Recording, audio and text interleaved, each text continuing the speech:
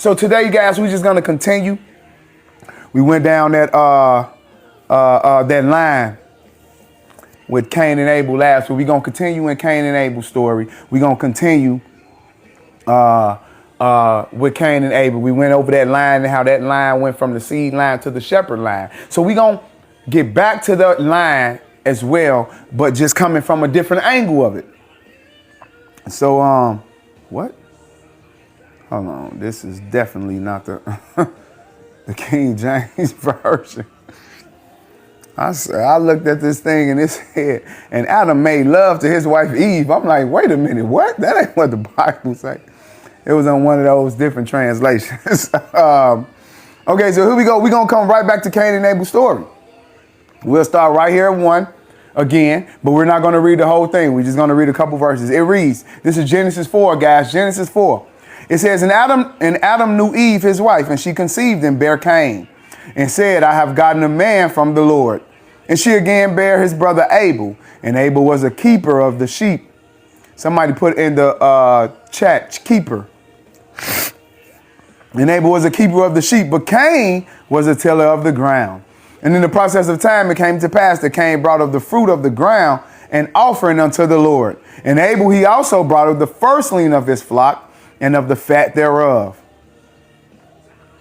I want us to first see right there. You know what? Let me read it out and we'll come back to it. But and the Lord had respect unto Abel and his offering, but unto Cain and of his offering he had not respect. And Cain was very wroth, and his countenance fell. And the Lord said unto Cain, why art thou wroth? And why is thy countenance fallen? If thou doest well, shalt thou not be accepted? And if thou doest not well, sin lieth at the door. And unto thee shall be his desire, and thou shalt rule over him. And Cain talked with Abel his brother.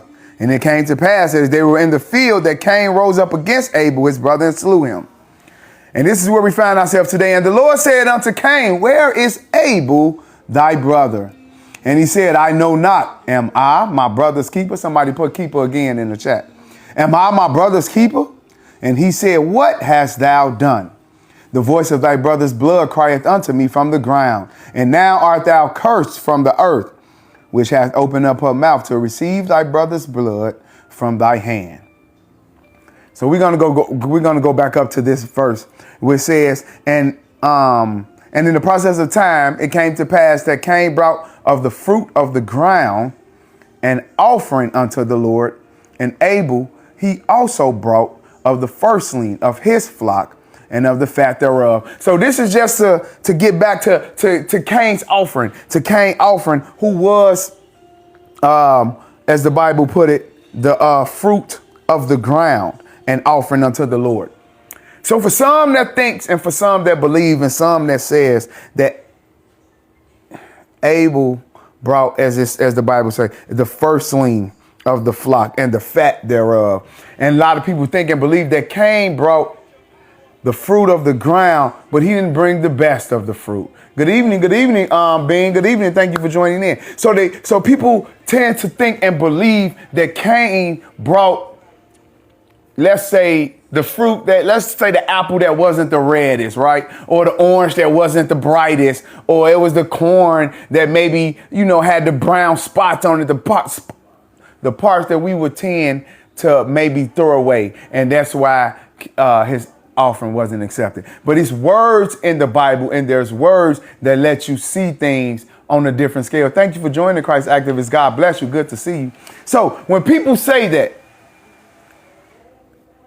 I just send them to this scripture where it says, and Abel, he also brought of the firstling of the flock and the fat thereof. Also, meaning Cain did it. Now they saying Abel also did it. So it's not to say that Cain brought God some, thank you for joining Miss Soul Goes. It's not to say that Cain brought God some fruit that wasn't ripe, or that he brought God some fruit from the ground that wasn't ready to come up, and he just gave God anything. That's not to say that, because it says, and he also brought of the firstling of the flock. So he also brought the firstling of the flock, meaning, and and the fat thereof, meaning the good of the flock, right? So that would mean Cain brought the good of the land. He brought the good of the fruit. He didn't bring God terrible fruit, and that's why God didn't accept it. That's not, I just wanted to touch on that because someone asked me about that. No, it's not to say, even though the Bible does not explicitly say that he brought God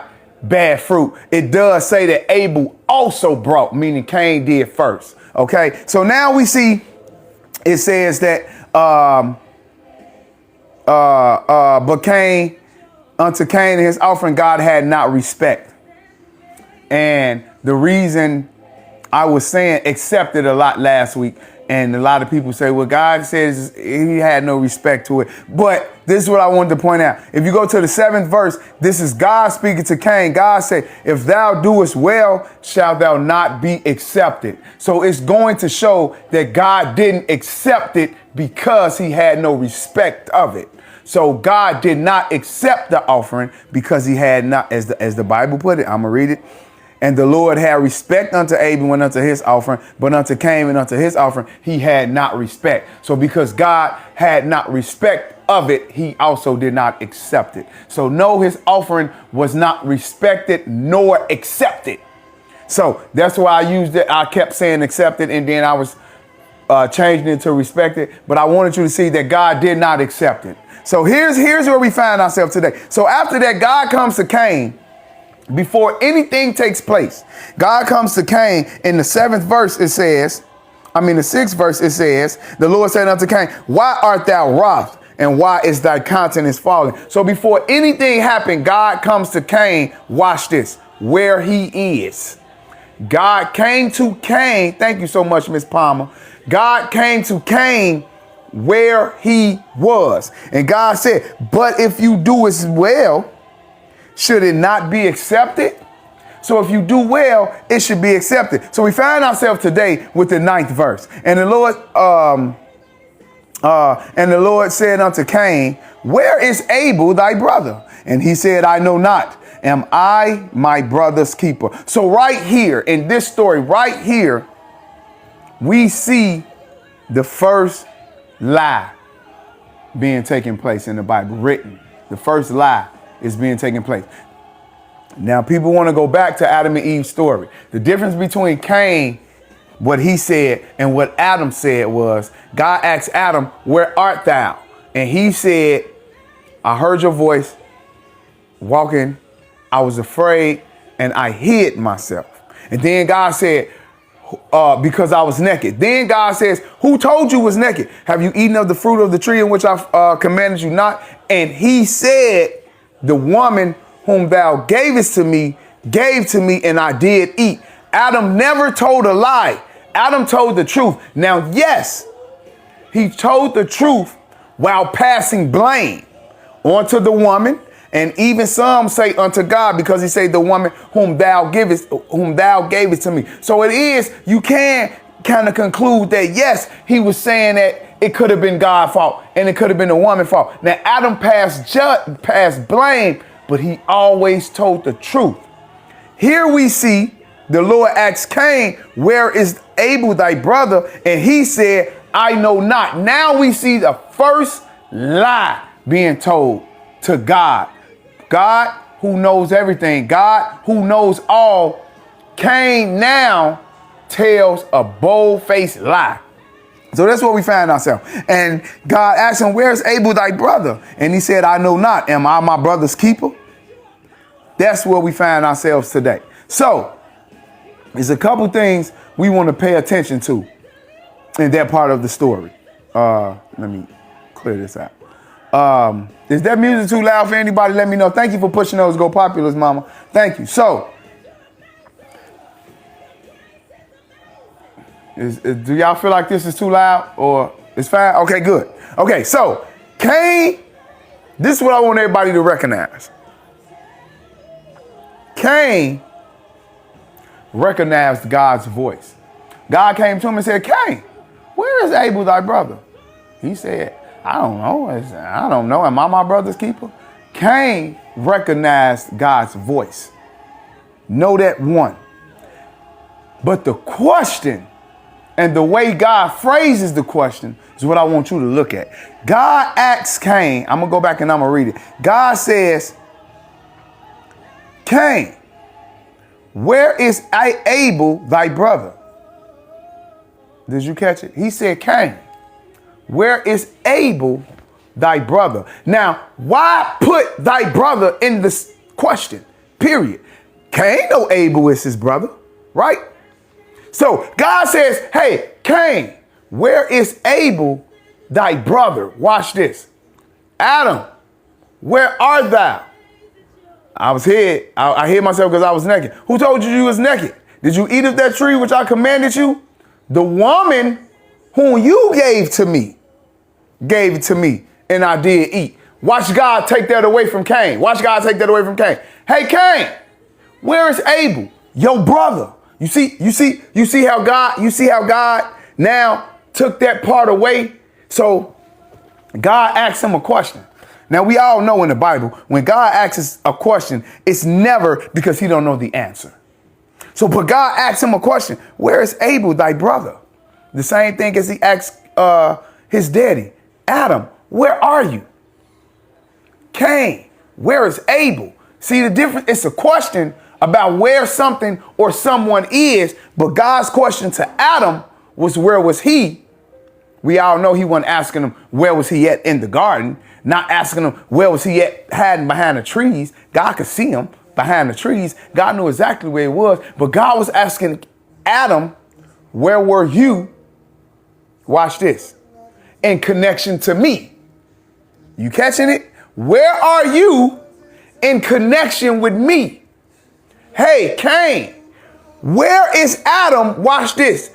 And thy brother. Where is he in connection to you? So we see God notices a disconnect right off the bat. Hey, Adam, you no longer connected to me like you was.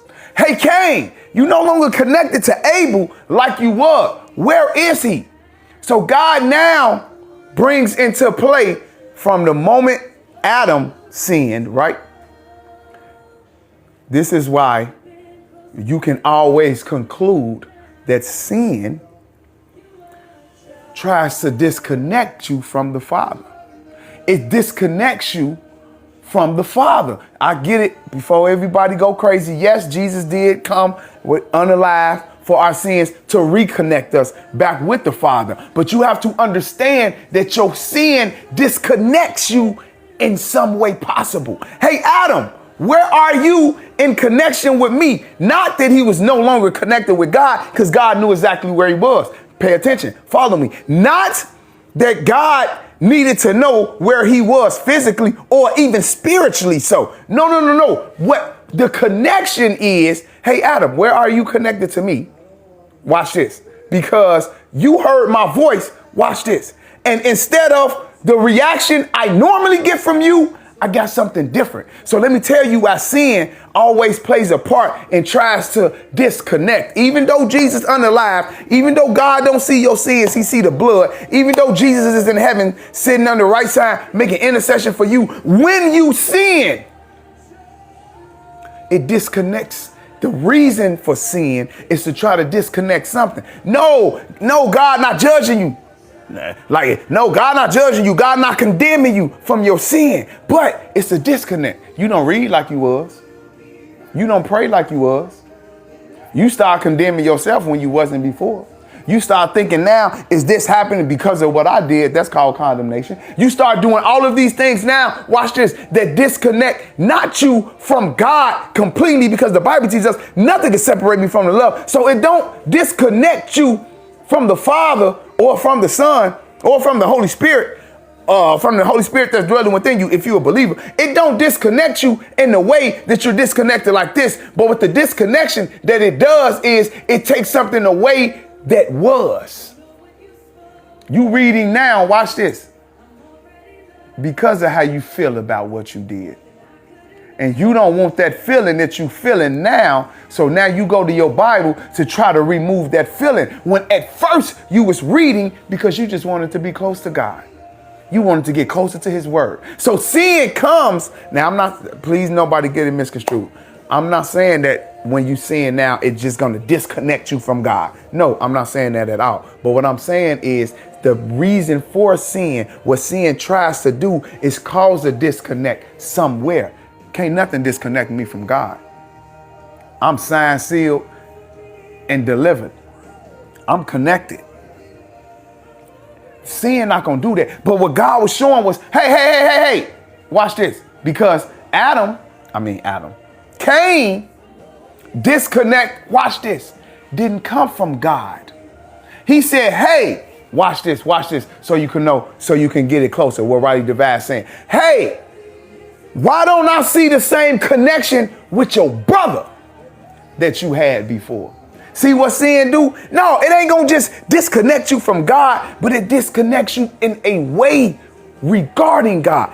God gave Eve Cain. God gave Eve Abel. God gave them the ability to make a child. God gave them the ability to be fruitful and multiply. So what it did was it disconnected Cain from Abel. Watch this. Which disconnected that relationship of Cain and Abel was now disconnected from God. So sin tries to bring about a disconnect. So God comes and say, hey, Abel, hey, Cain, where is that connection with your brother that you had? Let me come down your street. Where is that connection with your brother that you always had all these years? Where nothing could separate y'all. Hey, why y'all arguing amongst yourselves in the family? Well, now it's not the same. The family gatherings are not the same. The family gatherings are getting lower and lower. What is it about the family now that God don't see the same no more? Wait a minute. Families fight. Families get into it. Brothers and sisters argue and fuss all the time. But why is it now a disconnect? Why your kids don't know my kids? Why these cousins not being together? Why these cousins arguing amongst each other? Watch this. Because of what sister and sister was arguing about. Cain, where is the connection with Abel, your brother? Cain. God knew thank you for coming in, Miss Callie girl. God bless you. God knew Cain already unalive Abel, but he came and said, hey, where is Abel, thy brother? Where is that connection? It's no longer there. Watch this. Not because you unalived them. That's not when the connection was lost. The connection was lost when you had the thought to unalive them. The connection with your brother was just broken. So now that you can see, God is a relationship God. He's a relational God. Not just between you and him, but between you and your family, you and your friends, you and your community. God is a relationship. Hey, Cain, where is that relationship that y'all had? That's why God, watch the Bible say, hey, if thou doest well, will not thou be accepted? But if thou doest not well, sin is lying at your door. What is sin? Falling short. What is sin? A disconnect. If you don't do well, a disconnect is coming. Why have your countenance fallen? Hey, why you thinking the way you thinking now about your brother? Abel never did nothing. Good evening. Thank you for joining. Who is that, Neely? Thank you for joining. I hope I said your name right. Abel never did nothing to Cain. Hey, why is it a disconnect? Watch this. Because of how I felt about your brother offering. Abel didn't do nothing to Cain. Absolutely nothing. Abel only did what he was supposed to do. Watch this. And because he did what he was supposed to do, it made his brother, who didn't do what he was supposed to do, hate him because of how God accepted him and rejected his. So God now is asking Cain, where's their relationship? Relationship matters to God. Don't never let nobody tell you nothing different. God is a relationship God. Everything about God is relational. We'll get to that in the next lesson. Excuse me, guys. Here we go. So God asked Cain, where is Abel, thy brother? His response is what we gonna pay attention. Thank you for getting that heart, me boo-boo. This response is what I want everybody to look at. Cain, the first thing he did, God said, he said, am I my brother? I know not. Am I my brother's keeper? First thing he did, watch this, was avoided responsibility. Cain's response was the avoidance of responsibility. Cain was saying, watch this, it's not my job to know where Abel at. Catch it. It's not my job to understand what Abel doing. Hey, Cain, where's Abel, thy brother? It ain't my job to keep up with Abel and what he doing. He avoided responsibility. He denied his duty, watch this, to care for his own brother. He denied his duty to care for his own brother, answering, am I my brother's keeper? So what he did was he attempted, what word I want to use here? To dodge accountability. He attempted to dodge accountability. Remember, God wanted Adam to take accountability. That's why he asked him, hey, Adam, where are you? Hey, Adam, have you eaten of that tree? God never said nothing but, hey, did you eat of that tree I command? God wanted Adam to take accountability. Now we see Cain avoiding accountability. He wanted Adam to take accountability. So bring it down to your life. Bring it down to us today. Have you been, or have anyone persuaded you not to take accountability? Watch this. For your own actions. Have you been letting somebody get in your ear to get you to try to avoid accountability on your part, or passing blame like Adam did to Eve, and having God? Let me tell you what, when you avoid accountability, it takes God back to the garden. Remember I told y'all, places God don't want to go back to is the garden and the cross. It's the fall of man, and it's where Jesus had to unalive. So when you avoid accountability, you take God back to the garden when Adam avoided accountability. And then when you try to dodge or avoid accountability, it takes God back to Cain and Abel's story. So he asked Cain, where is Abel, thy brother? He avoids accountability. Let's get deeper into it. So now the Hebrew, I got this in Hebrew. The Hebrew takes this as a sarcastic tone and a suggestion of defiance. God's question to Cain, and Cain's answer in the Hebrew, they view this as a sarcastic tone and a suggestive defiance. He's not just avoiding the truth. In the Hebrew, they say, but he's pushing it back against God, as to say, why should I be responsible for Abel? Why should I? When you avoid accountability, they said it's like he was asking, why should I be responsible for him? Which brings a lack of accountability. And when there is a lack of accountability, it leads to a lack of responsibility. His lack of accountability led to him having a lack of responsibility. Cain's response was, why should I be responsible for him? That's not my job. My job is to till the earth. It's to till the ground. That's my job. Why should I be responsible, watch this, for what he's supposed to be responsible for? So in the Hebrew, they call this a rejection of moral obligation. Cain had a rejection of moral obligation to what? To his own brother. And he was the oldest. He had a moral obligation to care for his brother, and he rejected that responsibility. So where there is a lack of accountability, it brings a lack of responsibility. So,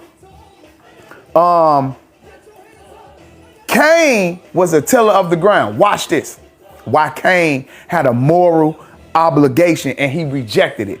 Abel, as your Bible puts it in Genesis 4, was a keeper of the flock. Abel was a keeper. Cain was a tiller. Watch Cain answer. Watch Cain answer. Am I my brother's keeper? In other words, ain't it his job to be a keeper? This is what Cain said to God. Ain't it his job to be a keeper? Why are you asking me about keeping something? That's his job, is to keep the flock. My job is to tend to the ground. Don't ask me about somebody else's job. Where would Cain have this rejected moral obligation about his brother? Don't ask me, watch this, about his job. Why would he say that? Because God had, remember the verse before that? Because God had respect unto Abel offering. But unto Cain offering, he had no respect. So now Cain throwing in God's face, since you accepted him and his job, why are you asking me about being a keeper of something? Ain't that his job? So now you see his moral obligation was neglected. His moral obligation to his own brother. So he says, I ain't no keeper. I'm a tiller. In other words, he was trying to point out, watch this. He was trying to point out his responsibility to the ground, but deny his responsibility to his brother. I told you everything in the Bible is not just for then, it's for now. Have you been pointing out your obligations on other things and not your brother, your sister? Who is your brother and your sister? Remember Jesus? Who is my brother? And who is my mother? But them that do the will of my Father. Have you been neglecting your brothers and your sisters because of your moral obligation? Watch this. To your work? Have you been rejecting your brothers and your sisters because of your own obligation to look? Watch this. What's going to help you? For what you got to do? Have you been avoiding and neglecting somebody that need a ride because you was tired when you got off work? Have you been neglecting the fact that they out there and they need some food, but because all you got is $3 and you don't want to go to the ATM tomorrow, you don't give them that $3 because you're going to want to stop off in the morning and get you a Red Bull? So you're going to hold this $3 in your little side console or your glove compartment because in the morning, I got to get up and I got to be at work a little early. So I'm going to need this to run in here, get this Red Bull to keep me up. Watch this, with my own moral obligation. So you push the obligation of being a keeper aside. That's what we're talking about, being a keeper. I don't want to keep the guys along. So he now shows his moral obligation for himself, but not for his own brother. So God asked him, hey, Cain, where is Abel, your brother? Where is your obligation to your brother? Not where he at. Because if you keep reading, we know the Bible say that God said his blood crying out to me from the ground. God knew where he was. Where's your moral obligation to your brother, Cain? Watch this. Where's the love for your brother? Watch this. Over the love for you. Where is the thought of your brother above the thought of me? Where is the thought to do for him over the thought to do for you? Have your moral obligation been compromised? Or do you have the moral obligation to do what Cain didn't do? So we get back into it. So Cain rejects his brother. And in rejecting, watch this, his brother, he rejected God's words. Watch this. God said to Adam to guard and to keep the way of the garden. it was put in man, watch this, to be a keeper from the very beginning. Now you're going to throw it up in God's face that you're not a keeper, watch this, of the flock. But you missed the point that you should be a keeper of your brother. Am I my brother's keeper? God answers this question throughout the entire Bible because of Cain. God answers it. We're going to get to it. So Cain's question was, am I my brother's keeper? God answers this question throughout your whole Bible with a firm yes. You are. You are responsible for your brother, Cain. Yes, to every and anybody else, you are responsible. Am I my brother's keeper? Back it up with scripture, because God did this all through the Bible. Love your neighbor as yourself. Yes, you are your brother's keeper. Bear ye one another burdens. Yes, you are your brother's keeper. Watch Jesus' words. Watch Jesus' words. Hey, I was sick and you didn't come see me. I was hungry and you didn't feed me. I was without clothes. I was naked and you didn't feed me. They say, Jesus, when was you ever naked and we didn't feed you? Watch Jesus' words. When you do it to the least of these, you done it to me. Why? Because you are your brother's keeper. When you didn't give them something to eat, you didn't give me something to eat, because because you are your brother's keeper. So let me break it down so you can understand it. Let's take it out the Bible. Let's take it out the Bible so you can understand how you are your brother's keeper. I told him 100 times already. Now it's just time for him to get to reap what he sowed. I done told him 100 times. God say you are your brother's keeper. Tell him 101. Now it's just time for him to get what he got coming to him. No, how about you pray that God don't bring what he got coming to him because you your brother's keeper. Or you get to the point where it's, am I my brother's keeper? I done told him 100 times he won't listen. It ain't my fault he won't listen. Now he just got to get the consequence of his action. No. Now it's time for you to be your brother's keeper and say a prayer for him. Now it's time for you to go down and fast for him. Now it's time for you to ask God to have him to open up his mind beyond his own thoughts. Open up his eyesight beyond just seeing what he think is right. Asking God to open up his eyesight so that he may be able to see and to hear you. But you let it go. You being a Cain. Your job ain't to let it go. It's to be your brother's keeper. Love ye one another as I have loved you. All throughout the Bible, God answers Cain's question, am I my brother's keeper? Yes. So, Cain's words at that moment represented the beginning of all mankind's denial. Remember, Adam never denied. Eve didn't deny. Hey, Eve, what is this thou done? The serpent beguiled me.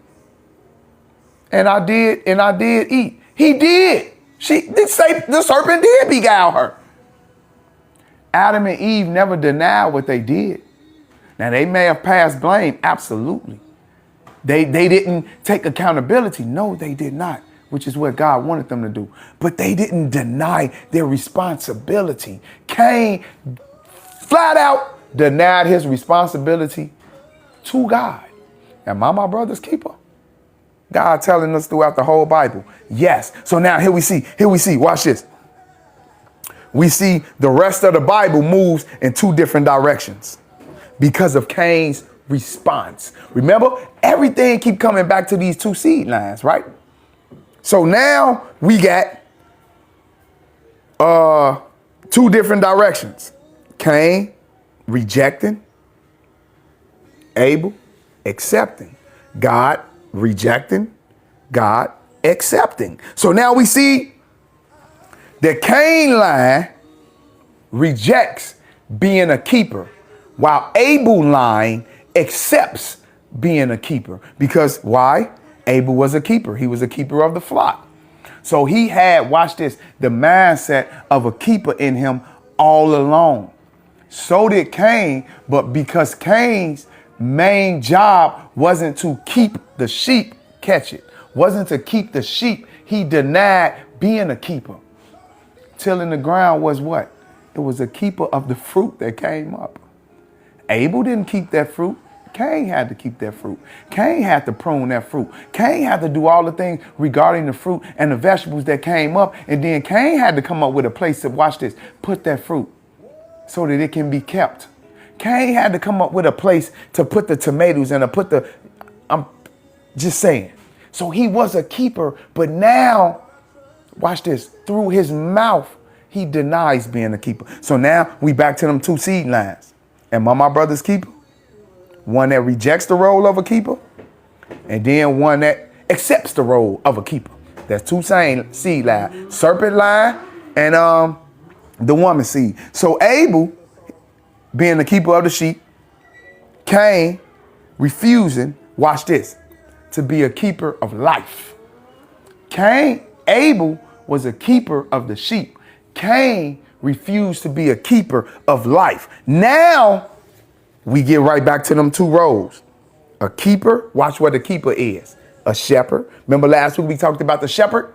So now we see the shepherd role and the keeper role coming together as one role. So we talked last week on how Jesus, what's the word I'm looking for? How Jesus compared with Abel, with the two seed lines. Now we're going to talk about today how Jesus, watch this, contrasts with Cain as a keeper. So the Hebrew word, the Hebrew definition for keeping is guarding and watching over. So we know that naturally turns into a shepherd. So we got keeper who is guarding and watching over. A shepherd guards and watches over the sheep. They watches the sheep, protects the sheep, feeds the sheep, and even risk their life for the sheep. So now the shepherd and the keeper role is that role. Okay, so the question was asked, am I my brother keeper? God answers, yes. For throughout all humanity, that answer is yes. God now reveals himself to be the true keeper, i.e. shepherd. Keeper role, shepherd role now coming together. God now shows that he's the keeper. He is a keeper. Psalms 121. I will lift up my eyes to the hills from which cometh my help. From my help coming from the Lord, which made the heavens and earth. He will not suffer thy foot to be moved. Watch this. He that keepeth thee shall not slumber. He that keepeth Israel shall neither slumber nor sleep. Watch the next word. For the Lord is thy keeper. Now we see God taking on the role as the keeper, because Cain denied the role as the keeper. So now God shows up and shows that I am the keeper, the true keeper. So, and then we know in Psalms 23, he says that the Lord is my shepherd. So watch this. Shepherd over the flock, keeper of life. How do they combine? Watch the Bible. Watch how God put all this in there. I told you, it's never by accident. Watch the Bible. Watch the Bible. Psalms 100.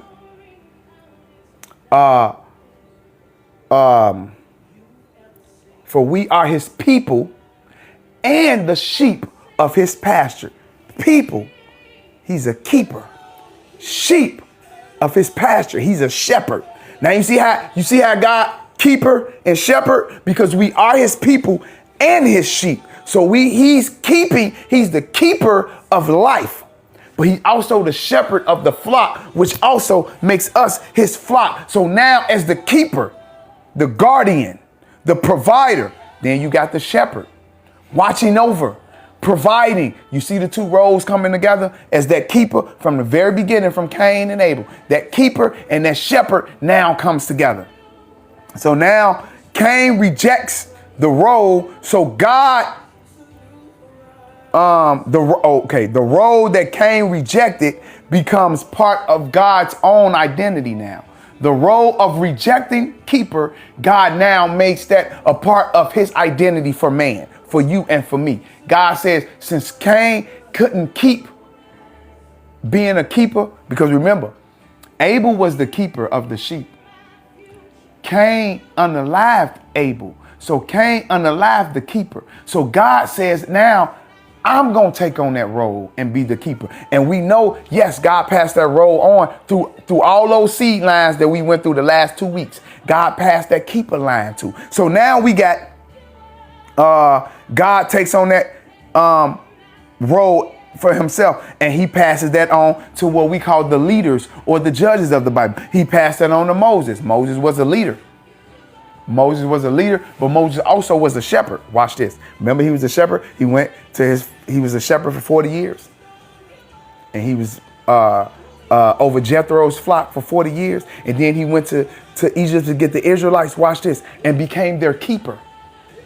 Moses kept the people. Yeah, they had to wander. Yeah, they did all the stuff they had to do. But Moses was the keeper of the flock. So Moses was the keeper and a shepherd. See how God brought them together? Okay, so David went from a literal shepherd, he was the shepherd of his father's sheep, to a keeper of the people of Israel, to the king of Israel. Remember I told you last week, shepherd and king came together as shepherd king. Now you see keeper coming together as shepherd king. Once again with David, we going through the same line, guys, the same line. So now, Jesus comes and I said that he answers his question, Cain's question, am I my brother's keeper? Exactly, himself. Yes, you are. He answered that in 10 when he said, I am the good shepherd. John 10, we went over that, right? So he says that he knows his sheep. He seeks out the lost sheep and he lay his life down for them. As the keeper and the shepherd, you see the roles combined, they the same. Jesus says, I know the sheep. Watch this. I go and get the lost sheep and I lay my life down. Watch this. For the sheep, watch this. Whether they lost or whether they in the flock. I lay my life down, watch this, as the shepherd, because as a shepherd, I'm a keeper. Hey, Miss Michelle, God bless you. Thank you for getting your heart meet. So now we see him combined again with the keeper. Am I my brother's keeper? Yes, you are. Should we be our brother's keeper? Good evening, Miss Lady K. God bless you. Thank you for coming in. Am I my brother's keeper? God answers, yes, you are. It's your job to be your brother's keeper. It's your job to love ye one another as I have loved the church. It's your job, watch this. It's your job as a keeper to protect. So what does protect mean? To seek the lost and to lay down your life for the lost, because that's what that's what the shepherd do. He lay his life down. Jesus said, I lay my life down. Thank you so much for leveling up. Level 20. God bless you, Miss Lady K. So now we see that God answers Cain all throughout the Bible. Okay, so we got that. So now Christ comes along, and I said that last week we talked about how he compared with Abel. Now let's talk about how he contrasts with Cain. So Cain took life. Jesus laid down his life. Cain rejected his brother. Jesus accepted his brother. How did Jesus, remember Jesus said, remember he was in there teaching and they said, hey Jesus, your mother and your brother is outside. Jesus said, who is my mother and who is my brother? But them that do the will of my Father, them that do the will of him that sent me. So Jesus now says, I lay down my life for my brother, where Cain took life of his brother. So now we see Jesus playing the exact opposite role that Cain played with Cain and Abel. So now we got Jesus now showing the difference. We got Jesus saying that you should care for one another. That's how you become your brother's keeper. You got to care for him. Jesus says that his shepherd, that we should shepherd the flock. 1 Peter 5:2. Then Jesus also say, bear ye one another burdens. Why are we bearing one another burdens? Because I am my brother's keeper.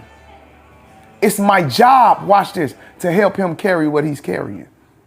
It's my job, watch this, as a keeper of the brother to be a Simon, this of the Cyrenian. That's the one who helped Jesus carry the cross. When he could no longer bear it, watch the Bible, the word of the Bible. When he could no longer bear it, they called Simon. He was a Cyrenian. He was a Cyrenian. And what did he do? Help Jesus bear his cross. So am I my brother's keeper? Yes. You was always meant to be, Cain. You was meant to be your brother's keeper. Everyone on the line, you was meant to be your brother's keeper. So Abel, he was a keeper of the sheep. Now watch this. God is now the keeper of the people. The kings and the prophet, they was called shepherds. Jesus is the good shepherd, the perfect shepherd. Us, we are called, watch this, to reflect the same care as Jesus. Lay down your life for the sheep. No, I'm not talking about physically, guys, but it's our job to lay down our life for the sheep. So now we notice that we back to these two seed lines, that the shepherd line and the keeper line is the same line. Abel, keeper of the sheep. Cain, worker of the ground. But watch this, became a destroyer of life. Cain, who should have been a keeper of life. Remember from the whole beginning, we said God asked Cain, where is your relationship with your brother? So you being a keeper, us being in the faith, us being in the fold, we being keepers, we being shepherds, we need to maintain a relationship with our brothers. God was saying, Cain, where's your relationship with your brother? Watch this, watch this. Where's your love for your brother? You want to know why Cain couldn't answer the question? Because there was no love. The love was lost, and God was coming to say, where is the love for your brother? Watch this, that you had before I rejected your offering and you saw I accepted his. Remember I told you guys, everything applies to us. Where is your love for your sister before she got promoted above you? Where's the relationship that you had with that girl on your job that got promoted over you? Where's the relationship that you had with your friends that moved on, watch this, because they didn't want to do the things that y'all was doing together no more, because they told you they got their life together. Now you all of a sudden saying how they think they all holy, they more holier than thou. Where's the relationship you had with them before they decided to follow Christ? Where's the relationship with your neighborhood, with your community like you had before, watch this, the taxes went up? Where's the relationship you had before the government shut down? Where's the relationship, watch this, you had with one another before, dang, what that thing called? Before they took your SNAP benefits? Where's the compassion you had when you saw somebody in line, but because you had enough on your SNAP benefits, you told them, don't worry about it, I'll get it. And you paid they little $20 for their food because they couldn't get it. Now because they took your SNAP benefits, your cash ain't good enough to pay for their stuff. Where's the relationship you had before something changed? That's what God was saying to Cain about Abel. Where's the relationship you had with him before I rejected your offering? Now watch this. You mad at Abel, not because Abel did something to you, watch this, but because I did something for him. Are you mad at somebody because God blessing them over you?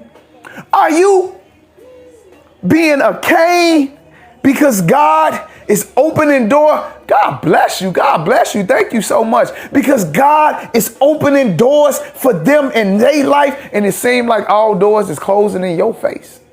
Are you becoming a Cain because God is rising them and you steady seeing elevation, and it seems like you just sinking deeper and deeper? Now your mentality not the same. Now you got a stingy attitude. You got a selfish and a self-centered attitude because of what God doing for them. Have you become a Cain? Or are you a keeper? Am I my brother's keeper? Yes, absolutely. So now, remember last week, the last 2 weeks, we went over those patriarchs. Abraham, Isaac, Jacob. We see Abraham, he was a herd of the flock. What was he? A keeper. We see Isaac. Excuse me. I got a puzzle, y'all. Hold on. Okay. Oops. I did it wrong, clearly. Okay. It says now, Isaac, he was the same. Jacob, he was a shepherd. Moses was a shepherd. David was a shepherd. All of them keepers. Am I my brother's keeper? Yes. David. It was this one guy that had one little ewe lamb. And there was another guy that had a whole flock. And the person that had the flock took the one little ewe lamb from the guy that only had one. David.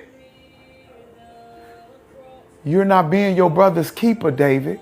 God had to come and remind him. David, you're taking on the moral mindset of Cain. And David had to get it together. I did do that. That I am that man. So taking the mindset of Cain, watch this. The person that has taken that mindset don't always know they have that mindset. They don't know they've become selfish. They haven't looked in the mirror lately. They don't know they've become self-centered. They think, watch this. Remember, if you was in Riley DeVal room when we went over the sheep, the wolf, what is it? The wolf, sheep and wolf, dang, how you say it? The wolf in sheep clothing. And I told you, not all wolves know they wolves. They in sheep clothing. A lot. I ain't talking about all of them. I'm talking about some of them. Some of them in sheep clothing because they still think they sheep.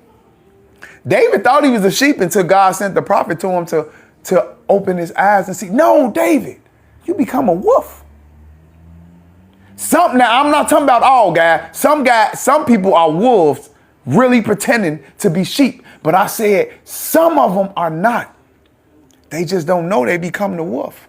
Because what they've been in and what they've been doing, some of them don't know they've taken on the seed of Cain. Because they feel like, since my bills are due, watch this, I don't have it to give.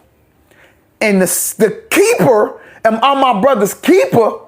That mentality said, even though my bills are due, they still need food to eat tonight.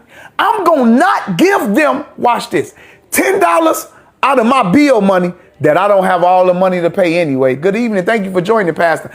I'm going to not take $10 out of the $150 that I'm trying to get $250 for because this person is hungry and they need to eat. I'm going to not take on that little bit of food for them because I'm thinking about me. No. You've taken on my brother's keeper seed. You've taken on Cain. Because the bottom line is, thank you, our man Brokenness. Thank you for joining. God bless you. We talking about Cain and Abel. And my brother's keeper role is a rejection of keeping your brother. So God says all through the Bible, yes, you are your brother's keeper. Yes, you should think about them. Yes, even though your bills are due. Yes, still buy them a sandwich. Yes, even though they got promoted over you. Yes, even though you don't get the SNAP benefits like you used to get them. Yes, still have the same mindset of a keeper.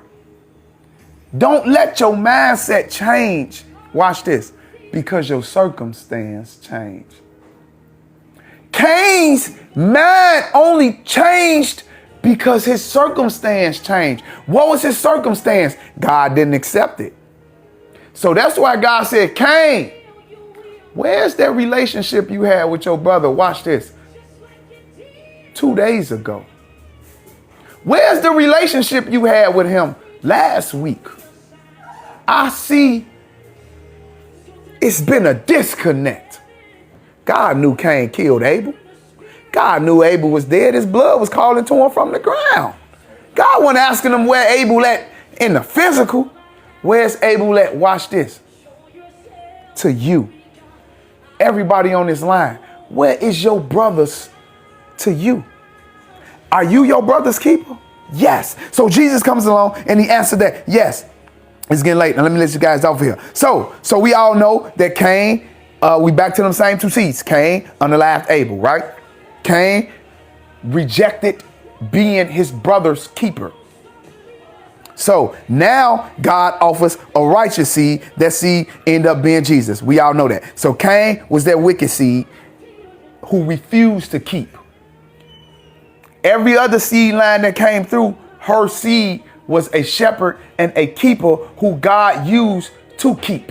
God used Moses to keep the children. God used David to keep the throne. God used Solomon to keep they became keepers all the way up to Jesus. Jesus became the ultimate keeper. So now we get the keeper role and the shepherd role combining, right? Making one. Okay. So, rejecting the role of a keeper is rejecting the command of Jesus. Rejecting the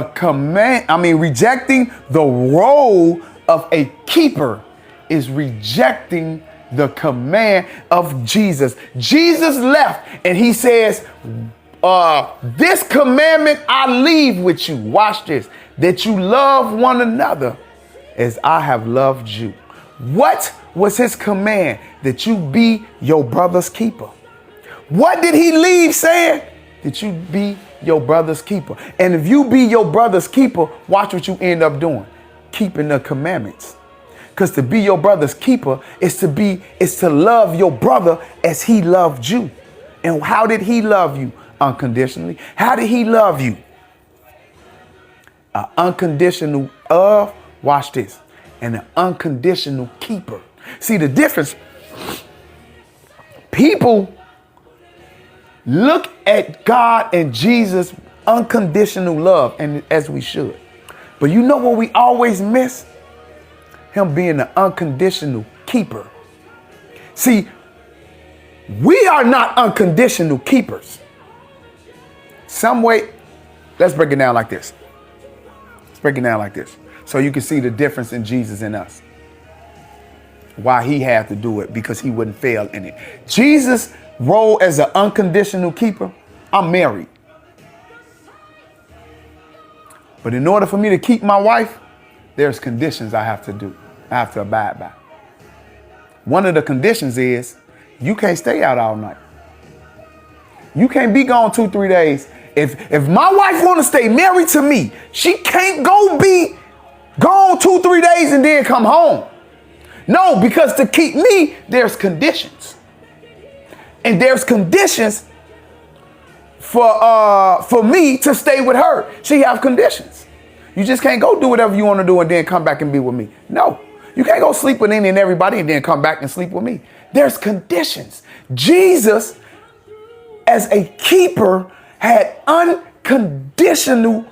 he was an unconditional keeper, watch this, of his flock.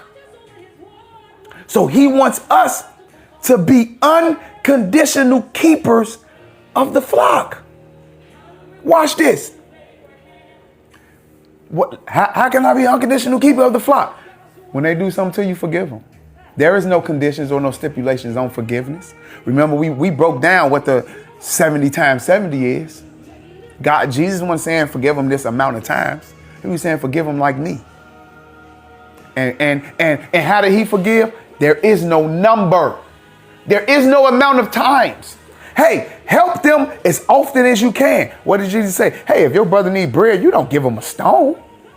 You give him bread. So as a keeper, you have to have the mindset of an able keeper. It's unconditional. I'm not thinking about, watch this, me when it's time to help you. Yes, I'm tired. No, I don't feel like doing it. But as a keeper, if my brother needs it, I need to get up and do it. Because my conditions on being a keeper is unconditional. I can't be like somebody call, Pastor, such in the hospital. Can you come over and pray for him? No, I'm tired right now. You can't do that. you take on the mindset of am I my brother's keeper? God's Cain. Hey, Cain. Where's that relationship? So that's the same question that God poses to you and to me every day. Hey, where's the relationship that I told you to have with your brother?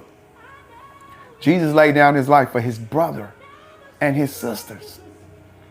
I proved it already. Who is my mother? Who is my brother? But them that do the will of my Father. And what did he do? Lay down his life for those that do the will of his Father. And even for those that don't. For when they do begin to do the will of his Father, that they can be accepted into the family.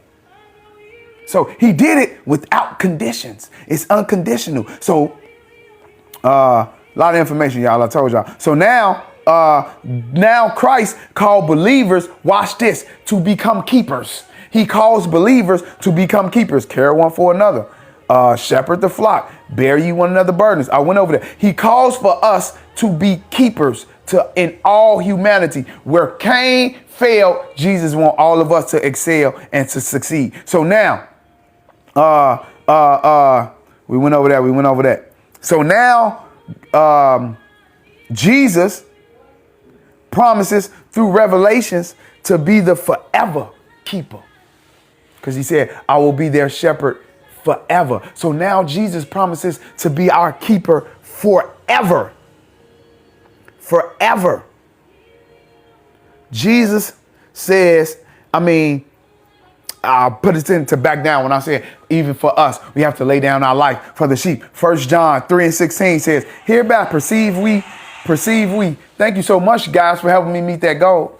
Hereby perceive we the love of God, because he laid down his life for us, and we ought to lay down our lives for our brethren.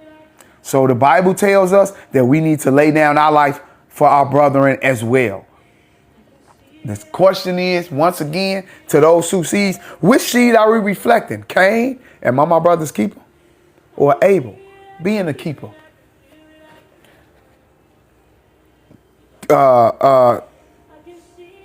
In God, you are going to identify with one of those two. Cain or Abel. We know Abel was replaced by Seth, and that's when the line continued through Seth. But we talking about Cain and Abel. You will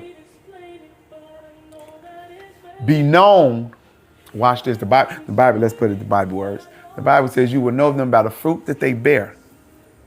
The fruit that you bear is going to come from one of those seed lines. It's going to be from the am I my brother's keeper line or the keeper line. The Bible calls it like this: a corrupt fruit and a good fruit. What was Cain? Corrupt. What was Abel? Good. So your fruit is the fruit that you bear is gonna determine what seed line are you under, Cain or Abel. Have you taken on the mentality of am I my brother's keeper? Or have you taken on the mentality that I am my brother's keeper?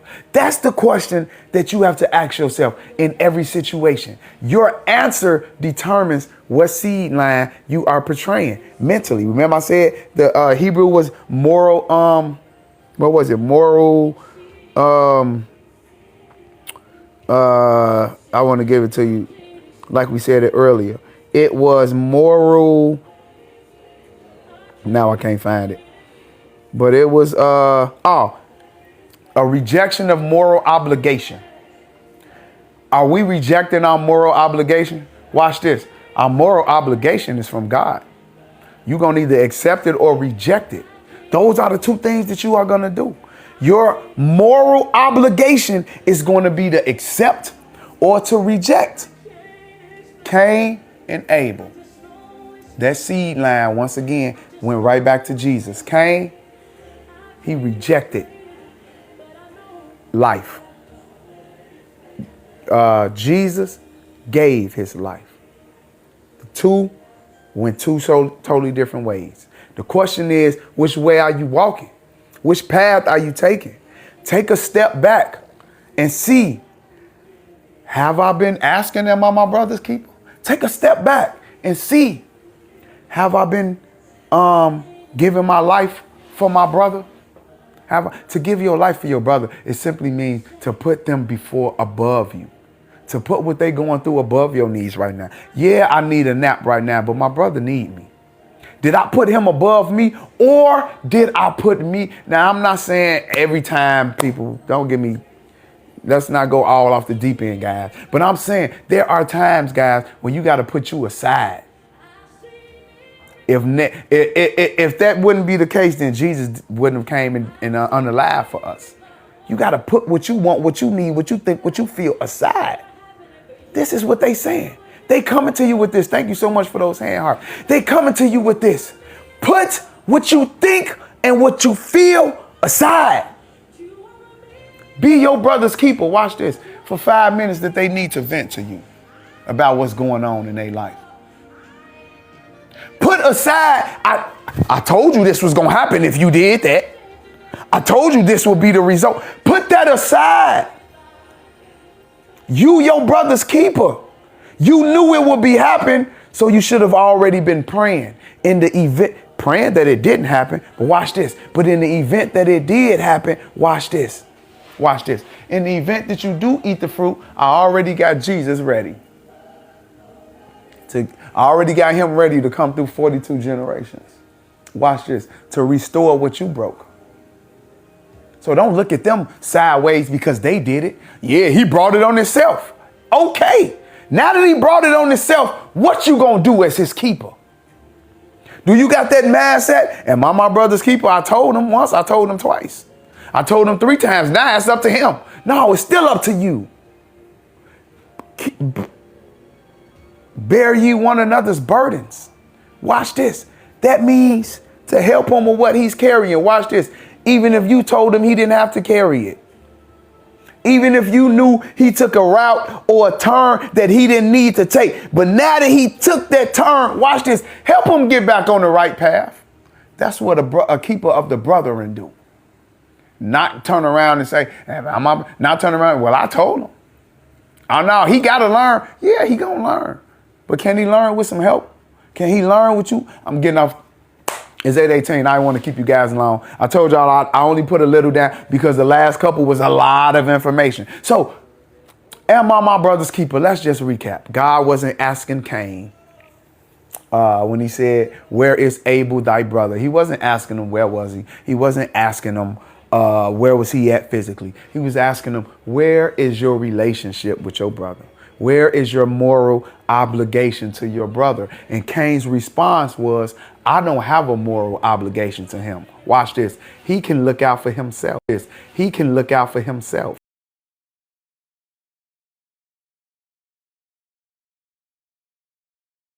What he was asking. So Cain now poses to God with the question. Watch this. He gave God a question to God's question. Whenever you have to do that, your moral obligation has somewhere dipped. Hey, Cain, where is Abel, thy brother? Why did God put thy brother in there? Cain knew that was his brother. He didn't need to say thy brother. And what was Cain's answer? I know not. Am I my brother's keeper? Why you have to pose God with a question? Because God posed you with a question. In other words, didn't you make him the keeper? Ain't he the one keeping the flock? God bless you. Thank you so much, Miss the Real Amazing Grace. So if you guys came in late, I'll be uploading this to my YT page. The whole teaching. If you didn't get all 3, I think, is this 3 or 4? I don't know. Well, I think this 3. When his seed and her seed went to Cain and Abel, then I think this is 3rd. So if you haven't, so that you could get a full understanding, all of them is already up on the YT page. Guys, if you haven't subscribed, please go and subscribe. The link is in my bio. Absolutely. Never ask God's questions with a question. First of all, God don't never ask a question for an answer that he don't know. He always asks a question to bring something to your attention. How did God come to David through the prophet? With a question. What should be done to a man that has done this? What was God really doing? Let me say this so everybody can get it. When God asks a question, it's to put a mirror in front of you. It's the only reason. It's to put a mirror in front of you. Why? You starting to lack seeing something. And it's okay. I'm not saying it's horrible. It's okay. Sometimes it happens. We get off track and God put a mirror in your face so you, ooh, that's what I was doing. You don't even realize you're doing it sometimes. Go back and look at some stuff. Go back and look at some old videos of you. Go back and look at some, you're like, man, I was that stupid. Just go think about some of the stuff you did. Man, I was that careless.